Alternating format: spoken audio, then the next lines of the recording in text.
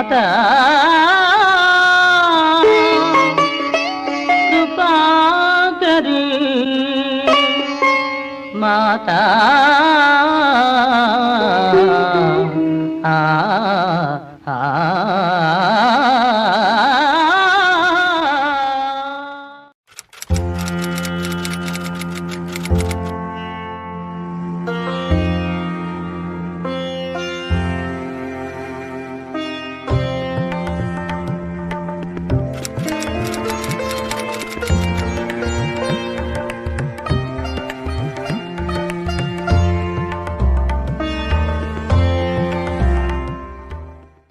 गुरुर्ब्रह्मा गुरुर्विष्णु गुरुर्देवो महेश्वरः गुरुर्साक्षात् परब्रह्म तस्मै श्री नरसिंहाचार्य बाबाय नमः लक्ष्मीकांतराव बाबाय नमः वेंकटराव बाबाय नमः।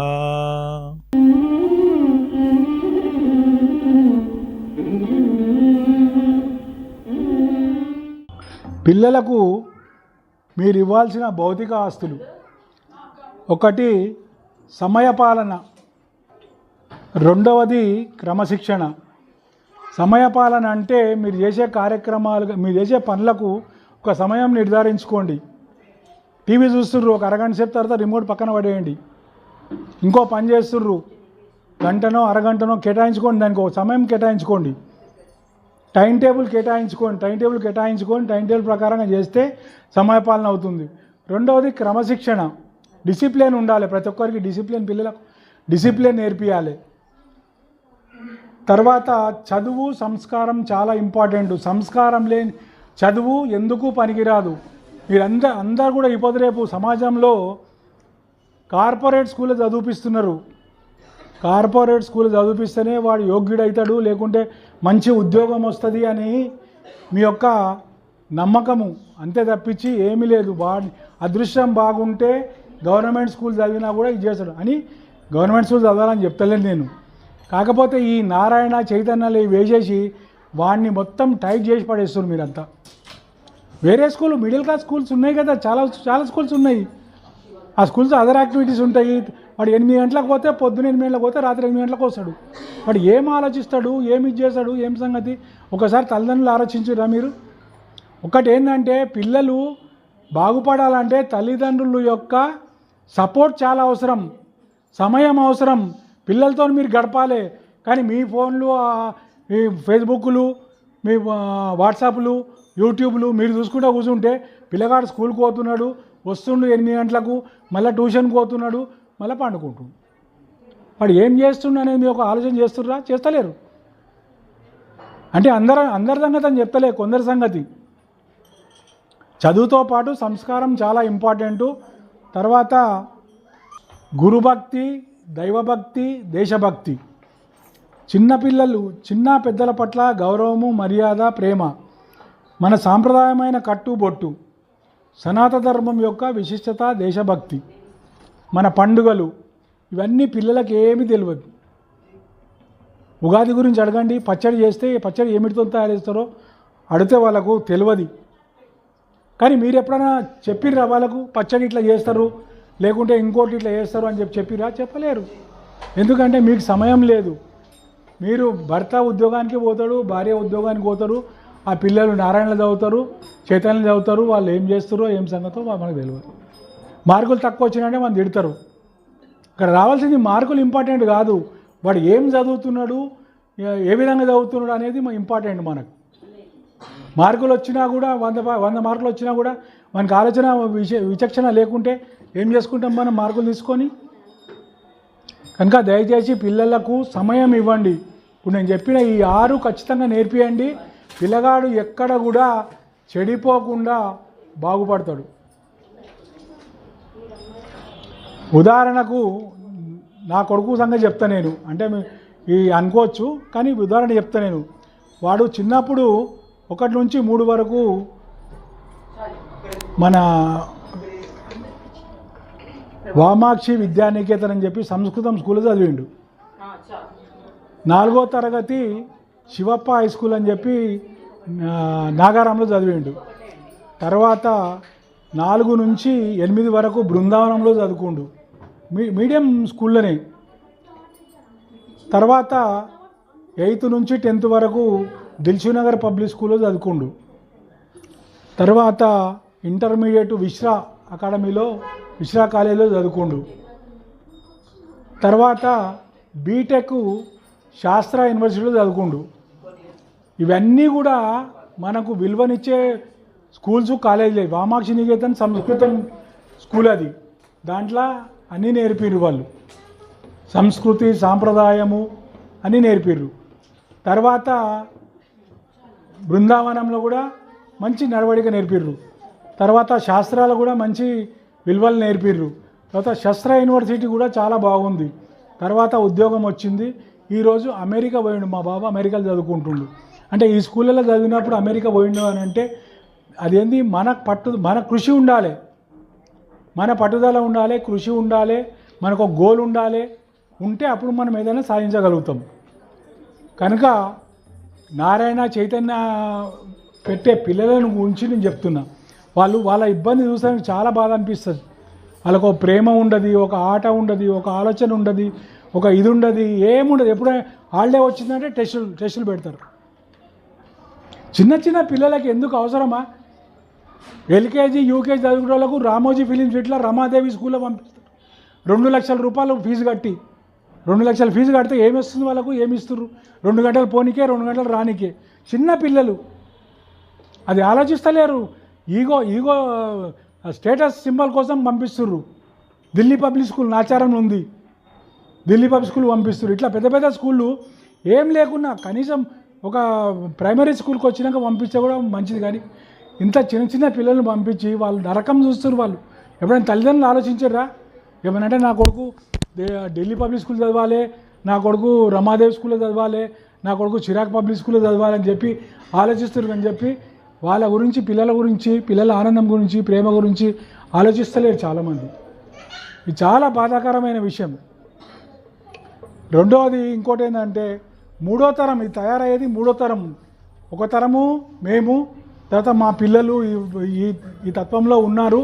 3వ తరం పిల్లలు రావట్లేదు. కనుక 3వ తరం పిల్లల కోసం మేము ప్రయత్నం చేస్తున్నాము. దయచేసి మీరందరూ కలిసి మాకు సపోర్ట్ చేస్తే ఈ చక్కని వేదిక మీకు అందిస్తామని చెప్పేసి తెలియజేసుకుంటున్నాను. అలాగే సంవత్సరానికి 2 కార్యక్రమాలు చేస్తున్నాను. అమ్మ కార్యక్రమం, బాబా కార్యక్రమం. ఈ సంవత్సరం నుంచి 4 కార్యక్రమాలు చేయాలనుకుంటున్నాను. 4 కార్యక్రమాలు అంటే 3 నెలలకు ఒక కార్యక్రమం, పిల్లల కార్యక్రమము. ఎందుకంటే ఈరోజు చూసినాక నాట్యం చేసే పిల్లలు, నామంతో పాటు నాట్యం చేసే పిల్లలు కూడా 5-6 మంది తయారైనరు. నెక్స్ట్ టైం ఏంటంటే ఈ 6 నెలలు చేసే 3 నెలల ప్రోగ్రాం చేసేది కేవలం పిల్లల ప్రోగ్రామే ఉంటుంది. అందులో నాట్యం ఉంటుంది, నామం ఉంటుంది, పాటలు ఉంటుంది, అన్నీ ఉంటాయి. కనుక మీరందరూ దయచేసి సహకరించాల్సిందిగా కోరుతున్నాను. కుసుమహార. ఒక స్వప్నం ఇది. బృందావనంలో వెళ్ళినప్పుడు అనుకున్న ఆ కార్యక్రమాలు మహాభాగవతంలో పోతన్నగాడు చెప్పినట్టుగా బ్రతుకవచ్చుగాక బహుబంధనములైన వచ్చుగాకలేమి వచ్చుగాక జీవధనములైన చెడుగాక పడుగాక మాట తిరుగలేరు మానధనులు అనుకోవడము మనవంతైతే కార్యక్రమము క్రియాశీల పాత్రత పోషించాలి అంటే భగవత్ కృప ఉండాలి. అంతకు ముందర మనల్ని ఈ భూమిపైన ఉంచినటువంటి గురువుగారి కృప అనేకంగా ఉండాలి. ఆ విధంగా పుష్కర కాలం తర్వాత ఈ కార్యక్రమము, ఇది మామూలు పుస్తకం కాదు. ఇది ఒక జీవితం. ఒక గురువుగారు ఒక జీవితాన్ని ఏ విధంగా, ఒక ఆగిపోయిన దీపాన్ని ఏ విధంగా వెలిగించినారు, ఆ వెలిగిన దీపము, వెలుగుతున్న దీపము అఖండంగా ఏ విధంగా, తేజోవంతంగా ఏ విధంగా వెలుగుతుంది అంటే అనేకమైన, ఒక కార్యక్రమానికి అనేకమైన అవరోధాలు వస్తాయి. సంకల్పం చాలా గట్టిగా ఉన్నట్టయితే ఆ అవరోధాలన్నీ కూడా గురువుగారి కృప చేత అవలీలగా మనం దాటగలుగుతాం. అటువంటి గొప్ప ఆశీర్వాద బలము మా కుటుంబం పైన శ్రీమాన్ శ్రీ నరసింహాచారి బాబా గారికి ఉండడం, కుసుమహరుల అపారమైన ప్రేమ మా పైన ఉండడం, ఈ అనుకున్న కార్యక్రమానికి ఎన్నో అవరోధాలు, ఎప్పుడెప్పుడు ఆ దీపం టుప్పుకోమంటుందో కూడా తెలియదు. అటువంటి విషాదమైన సన్నివేశాలన్నీ కూడా ఈరోజు పుస్తక రూపకల్పన జరిగింది అంటే కేవలము గురు కృపాహి కేవలం. ఎప్పుడూ కూడా బాబా అంటుండేవారు, అమ్మ నేను నీతో ఉంటాను అని. నిజంగా కూడా ఆ విధంగానే వారు మాట తప్పకుండా మాతోనే ఉంటూ, మేము ఎంతండి, మేము చాలా సూక్ష్మమైన జీవులం, కానీ మాతో ఇలాంటి కార్యక్రమాలు చేయించడం అంటే కర్రపిల్లి చేత ఎలుకను పట్టిస్తానన్నటువంటి కుసుమహరుల లేఖ, ఆ వ్యాఖ్యనే నాకు ఎప్పుడు మనసులో ఉంటూ ఉంటుంది. ఇందులో కర్తృత్వం అంతా కూడా మాతాప్రభువులు గురువులదే, మాదంటూ ఏమీ లేదు. తప్పైనా ఒప్పైనా ఏదైనా కూడా వారికే చెందుతుంది.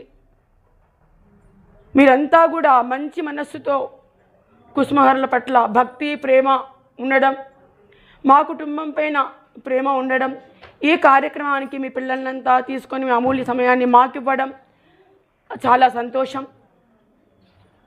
అంటే ఇవి మాటలు కావండి, ఇవి అందరు అనుకుంటారు మాటలు అని. అందరితో పొగడ్పించుకోవాలని కానీ హైలైట్ కావాలని కానీ ఇది మా ఉద్దేశం కాదండి. బృందావనంలో మేము వెళ్ళినప్పుడు మా మానసికం ఏంటో సంపత్ అంకుల్ చూశారు, రమణి ఆంటీ చూశారు, నండూరి వెంకటేశ్వరరావు అంకుల్ చూశారు. మేము ఎట్లా ఉన్నామో ఆ స్టేజ్ ఏంటి ఈ స్టేజ్ ఏంటి అనేది వాళ్ళు మమ్మల్ని చూశారు. ఇది మాట అని ఎవరు అనుకోవద్దండి, ఇది మా మనస్సు. మీ ముందు వ్యక్తం చేసిందంతా కూడా మా మనస్సు. కనుక ఈ తదుపరి కార్యక్రమానికి మనం వెళ్దాము. కొంచెం సమయం అటు ఇటు అయినా కూడా కొంచెం పెద్ద మనసు చేసుకొని అందరూ ఉండవలసిందిగా మిమ్మల్ని అందరినీ కూడా, ఎందుకంటే మీరు ఆత్మబంధువులు, మీరు లేకపోతే ఇక్కడికి రాలేరండి. ఆ చైతన్యము, ఆ కదలిక, ప్రేరణ, ఆ స్పందన లేకుంటే ఇంతసేపు ఇక్కడ ఎవరు ఉండలేరు. కనుక మీకు ఇచ్చిన అనుగ్రహం అనుకుందాము, మాకిచ్చిన అనుగ్రహం అనుకుందాము. కొంచెం కాలాతీతం అటు ఇటు 10 నిమిషాలు వెనుక ముందైనా కూడా అందరూ కొంచెం సౌహృదయంతో కొంచెం నిదానం చేసి ఉండగలరని ప్రార్థిస్తున్నాను. ముందర ఇప్పుడు మాతృదేవోభవ కార్యక్రమంలో మనము చెప్పుకోవాల్సినటువంటి దివ్యమూర్తులు చాలామంది పేర్లు చెప్పినాము. అయితే కొన్ని కారణాల వల్ల వస్తాము అని రానేలు అని కొంతమంది ఉన్నారు. మళ్ళీ వస్తామండి ఇప్పటికిప్పుడు రాలేదు అన్న వాళ్ళు ఉన్నారు. కానీ వాళ్ళకి మాతాప్రభుల యొక్క ఆశీస్సులు ఎప్పటికీ ఉంటాయి, వారి యొక్క ఆశీస్సులు మాకు ఎప్పటికీ ఉంటాయి. వస్తాము అనుకున్న సమయానికి రాలేకపోయాము అని చెప్పేసి మెసేజ్ చేసిన వాళ్ళు కొంతమంది ఉన్నారు. కొంతమంది చాలా వ్యయ ప్రయాసలకు ఓడ్చి చాలా దూరాల నుండి వచ్చిన వాళ్ళు కూడా ఉన్నారు. వరంగల్ నుంచి తోట హరగోపాల్ అన్నయ్య గారు అంత దూరం నుంచి వచ్చారు. మాకంటే ముందుగానే ఇక్కడ 12:40, 1 o'clock ఇక్కడ మందిరంలో ఉన్నారు. చాలా సంతోషం. శేషగిరి గారు ఉదయమే వచ్చి ఉన్నారు, చక్కగా అందరినీ తీసుకొని. చాలా సంతోషం అన్నయ్య. ఇది అన్నయ్య రానన్నారు, అమ్మ నాకెందుకు ఇవన్నీ అని అన్నారు. కానీ అక్కడ అందుకోవాల్సింది ఎవరు అందుకోవాలో వాళ్ళు అందుకుంటేనే అమ్మ సంతోషిస్తుంది. కనుక తప్పకుండా రావాలన్నయ్య అని చెప్పేసి ఈయన ఫోన్ చేయడం, రావడం జరిగింది. ఇప్పుడు తదుపరి కార్యక్రమాన్ని డాక్టర్ సావిత్రమ్మ గారు, వరలక్ష్మమ్మ గారు, సూర్యకుమార్ ఆంటీ గారు అనారోగ్యంగా ఉన్నారు, రాలేదేమో అని ఒక చింతన మాకు. ఏంటబ్బా ఇలా జరుగుతుంది అనుకున్నాం. కానీ పెద్ద మనసుతో మా పిల్లలు వస్తారమ్మా అందుకుంటారు అని చెప్పి ఆవిడ చెప్పడం, ఇంకా కొంతమందిని అమ్మని ఒక మహానుభావురాల్ని అమ్మాయి తన ఒళ్ళో చేర్చుకుంది ఆ పుష్పాన్ని. ఇంకా ఆ పుష్పం అక్కడ ఉండడానికి లేదు, నా దగ్గరికి వచ్చేసేయాలని అమ్మని అక్కువ చేర్చుకుంది. ఇలా ఒక కార్యక్రమం మన ముందు ఉంచడం ఈరోజు. తదుపరి ఆ కార్యక్రమాన్ని మాణిక్రావు గారు ఇప్పుడు మాతృదేవోభవ పురస్కారాలు ప్రారంభమవుతాయి. ఈ సంవత్సరము అమ్మాయి ఎంచుకున్న వారు శ్రీమతి వీరమాచినేని అనసూయమ్మ గారు, 2 శ్రీమతి పెండ్యాల కనకలతమ్మ గారు, 3 శ్రీమతి సదే వినుతమ్మ గారు, 4 శ్రీమతి కోకా కిష్టవేణమ్మ గారు, 5 పుట్టసపు సూర్యకుమారి గారు, 6 చీతిరాల సీతామహాలక్ష్మి గారు, 7 శ్రీమతి తోట రామసీతమ్మ గారు, 8 శ్రీమతి దువ్వాడ విజయలక్ష్మి గారు, 9 డాక్టర్ జి సావిత్రమ్మ గారు, 10 శ్రీమతి పరిమి వరలక్ష్మి గారు జీడిమట్ల. ఈ 10 మందిని అమ్మ సెలెక్ట్ చేసుకుంది. అయితే కొందరు పోయారు కదా, పోయిన వాళ్ళకి ఎలా ఇస్తారు అని చెప్పి అనుకోవచ్చు. ఇక్కడ ఏంటంటే అనసూయమ్మ గారు, కనకలతమ్మ గారు వీరు లేకున్నా కానీ వారి యొక్క రిప్రజెంటేటివ్స్ ఉన్నారు. వాళ్ళ అబ్బాయి వస్తా అని చెప్పాడు, మరి ఇంకా రాలేదు, ఇప్పటి వరకు వేచి చూస్తామని చెప్పేసి చేస్తున్నాము. తర్వాత కనకలతమ్మ తరపు నుంచి శేషగిరి గారు వచ్చారు. ఇప్పుడు కనకలతమ్మ గారికి ఈ సన్మానం చేస్తాము. ఆమె తరపున శేషగిరి గారు వచ్చి అందుకోవాల్సిందిగా కోరుతున్నాం.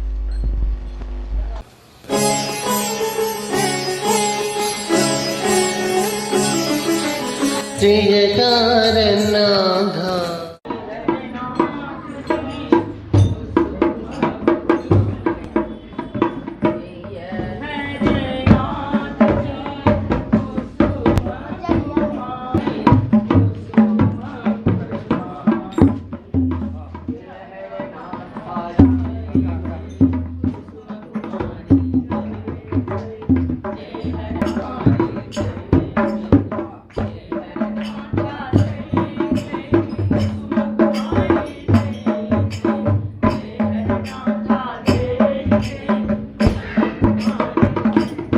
బాబా భక్త ప్రేమి మండలికి మొత్తానికి పాద నమస్కారాలు తెలియజేసుకుంటున్నాను. అమ్మ కనకలతమ్మ ఒకటే ఆజ్ఞ, ఆమె పాటించిన విషయం కానీ ఆమె ఆచరించిన ఇది కానీ కేవలము సీతారామయ్య నాన్నగారు ఆమెకి ఇచ్చిన చిన్నప్పుడు ఆమె ఏం చేసేదంటే రాధే గోవింద్ పంత్ గారు అని ఆయన మందిరంలో ప్రతిరోజు లేఖపాఠం చేస్తూ ఉండేవారు. దానికి అమ్మ వివరణ రాస్తూ ఉండేది ఆయన దగ్గర. అయితే ఒకరోజు ఆ వివరణ రాయటానికి వెళ్ళలేదంట.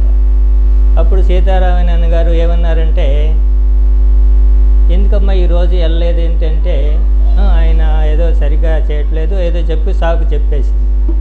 అట్లా కాకుండా అప్పుడు సీతారామయ్య నాన్నగారు ఏమన్నారంటే, అమ్మ బాబా సేవ కొంచెం కానీ ఎక్కువ కానీ ఎంత లభించినా నీ జీవితంలో చనిపోయే వరకు వదలకు అని ఒక ఆజ్ఞ ఇచ్చారు. అదే సూత్రాన్ని పాటించింది అమ్మ.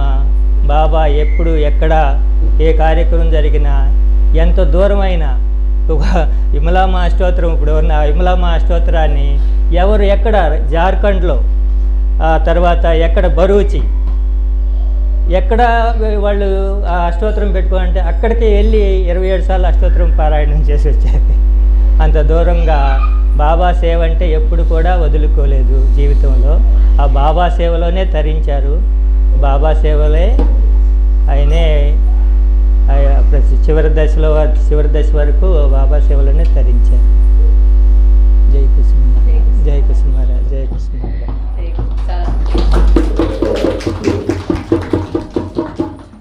డాక్టర్ జి సావిత్రమ్మ గారు, వారు విజయరామయ్య గారు కుస్మరా మిషన్ ఇండియా వారు తయారు చేసిన సావనీరుకు 4-5 సావనీరులకు వాళ్ళు కరెక్షన్ చేసి ఎంతో సేవ చేశారు వాళ్ళు. ఇంకా తర్వాత ఈ ప్రతిగురం కుస్మనీయంలో కూడా చాలా విషయాలు కూడా తెలియజేశారు వారు. వారికి ఈ సన్మానం.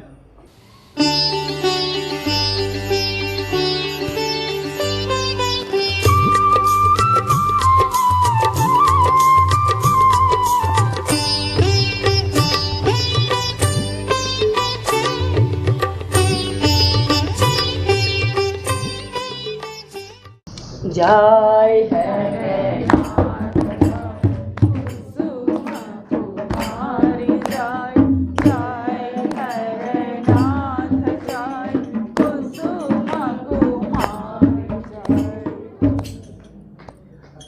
జై కుసుమహరా. ఇవాళ కార్యక్రమం అంతా కూడా వీళ్ళు తీసుకునేది ఉత్సాహంగా ఏమంటే బాలల దినోత్సవంగా చేసుకుందాం మనం. బాగా చేసుకుంటున్నారు, బాగుంది. మీరందరూ రోజు ఏం చేస్తారు? జై కుసుమహరా అంటారా లేచిన తర్వాత? అంటారా పిల్లలు? మీరందరూ లేవగానే అది అందరు అనాలి. ఏం చేస్తారు? రేపటి నుంచి పొద్దున్న లేవగానే మీరు జై కుసుమహరా అని అమ్మని లేపాలి. మీరు తొందరగా లేవాలి. మళ్ళీ చేస్తారా మీరంతా? చెప్పట్లేదు ఎవరు అనట్లా. మీరు జై కుసుమహరా అంటే మీరు చదవకుండా మార్కులు వస్తాయి. మార్కులు కావాలంటే కుసుమహరా అనండి. అంటారా? మరి చూసుకోండి. మరి నేను చెప్పినా చూడండి, మీరు రోజు 11 సార్లు అనండి కుసుమహరా కుసుమహరా కుసుమహరా అంటే ఏమవుతుందంటే మీకు బ్రెయిన్ యాక్టివేట్ అవుతుంది. చాలా బాగా మీకు చదవడానికి మెమరీ పవర్ పెరుగుతుంది. ఆ మెమరీ పవర్ పెరగాలి అంటే మనం నామం చేసుకోవాలి. నామం చేసుకోవాలంటే సులభంగా వచ్చిన నామం మనం చాలా తొందరగా రోజు చేసుకుంటాం. కాబట్టి కుసుమహర నామం చదువుకుందాం. జయ హరనాథ జై కుసుమ కుమారి జై అన్నా పర్వాలేదు, కుసుమహరా కుసుమహరా అని 108 సార్లు అనుకున్నా పర్వాలేదు. మీకు ఏది బాగా తొందరగా అనిపిస్తే అది చేసుకోండి. మంచం మించి లేస్తూనే అనుకోండి, ఒక ముఖం గడుకులేదు కూడా అనుకోవద్దు, చేసుకోండి, బాగుంటుంది. స్నానం చేసిన తర్వాత ఒక అగరబత్తి వెలిగిస్తారా? కుసుమహర దగ్గర ఉందా? మీ అందరి దగ్గర చిన్న ఫోటో ఉందా? అందరి దగ్గర ఉంది కదా, డైరీ ఇచ్చారు అందరికీ. అది పెట్టుకొని మీ స్కూల్ బుక్స్ ఉంటాయి కదా మీ దగ్గర ఇళ్లలో, మీకు చిన్న ర్యాక్ ఉంటుంది కదా, చిన్న అల్మారా చిన్నది, దాంట్లో పెట్టుకొని అక్కడ కుసుమహరది చిత్రపటం పెట్టుకొని ఒక అగరబత్తి వెలిగించుకోండి. దూరంగా పెట్టుకోండి అనమాట. అప్పుడు ఏమవుతుందంటే మీకు ఆ బుక్స్లో నుంచి వచ్చే విజ్ఞానం ఏదైతే ఉంటుందో మీరు చదువుకుంటారు టీచర్లు. కొద్దిగా మర్చిపోతాం కదా, నేనైతే మర్చిపోయేదాన్ని. రాత్రి చదువుకుంటే పొద్దున్న జ్ఞాపకం ఉండేది కాదు. అందుకని ఎగ్జామ్కి పోతుంటే అప్పుడు చదువుకున్నాను, తొందరతో చదువుకొని రాసి వచ్చేదనమాట. అట్లా మీరు కూడా చేస్తే మంచిగా జ్ఞాపకం వస్తుంది. ఈ జ్ఞాపక శక్తిని పెంచుకోవడానికి కూడా నామం చాలా బాగా ఉపయోగపడుతుంది. ఎందుకంటే మీరు కొద్దిగా పెద్దగా ఫిజిక్స్ కొంచెం తెలుసుకున్నప్పుడు శబ్దమే అన్నిటికీ మూలం. ఆ శబ్దంతో ఆ ధ్వని సంకేతంతో మనం ముందుకు వెళ్తుంటాం అనమాట. శబ్దం మనలోంచి ఎప్పుడైతే ఉత్పన్నం అవుతుందో మనలో ఉన్నటువంటి మన ఇరిటేషన్ అవన్నీ కూడా పోతాయి. నిద్ర లేవగానే మనకి ఏం పరీక్ష రాయాలో, ఏం చదువుకోవాలో, ఏం వక్తృత్వం చెప్పాలో, ఇందులో పార్టిసిపేట్ చేయాలో అవన్నీ చూసుకోవాలి. సో మీరందరూ మాకు ఏం మాటిస్తున్నారు? మీరు నాకు అందరు కూడా పొద్దున్న లేవగానే 11 సార్లు కనీసం జయ కుసుమహరా అంటారా? అనండి, చెప్పండి మీరు జయ కుసుమహరా. సరే పిల్లలది అయిపోయింది. మనం అందరం ఒక నిమిషం మాట్లాడుకుందాం. ఈ సభకి వచ్చిన పెద్దలందరికీ కూడా నమస్కారం, చిన్నలందరికీ కూడా శుభాశిస్సులు. ఏంటంటే వీడు తీసుకున్న conceptual approach is very good. అంటే ఎందుకంటే మన ఎక్కడ పోయినా కూడా ఎంతమందికి ఏమి చెప్పినా మన సమకాలికులే కనపడుతున్నారు, కానీ తర్వాత మనకి పిల్లలు కనపడట్లేదు అని. కుసుమహరా దాంట్లోనే కాదమ్మా, అసలు దైవము అనేటువంటి భావనే లేకుండా పోయింది. పొద్దున్న లేవంగానే ఏంటంటే వాళ్ళకి slip test, weekly test, unit test, monthly test, తలకాయ టెస్టులు, మొత్తం టెస్టులు పెట్టేసి వాళ్ళు ఏం చదువుతున్నారో తెలియదు కానీ చదువుతారు, వాళ్ళు ఏదో రాస్తారు, అక్కడ అయిపోతుంది, వస్తుందన్నమాట. అది కేవలం ఉపాధి కోసం తీసుకున్నటువంటి ఇది. మన మానవుడు జన్మ వచ్చింది ఎందుకంటే, ఇది పెద్దలందరికీ కూడా కొంచెం ఒక సెకండ్ చెప్తాను. ధర్మం కోసం మనం పుట్టాం, ధర్మ రక్షణ కోసం మనం వచ్చాం, ధర్మ ప్రతిపాదనని మనము పరీక్షణ చేసుకోవాలి. ధర్మము కోసమే మనం అందరము ఒక కట్టుగా ఒక తాటి మీద ఉంటే మన మానవ జాతి మనుగడ నిలబడుతుంది. భారతదేశము ఉన్నదంతా కూడా మన దేశ పట్టు అంతా ఏముందంటే మన సామాజిక వ్యవస్థ, కుటుంబ వ్యవస్థ. కుటుంబ వ్యవస్థలో మనం అందరూ ఎట్లా ఉంటున్నాం?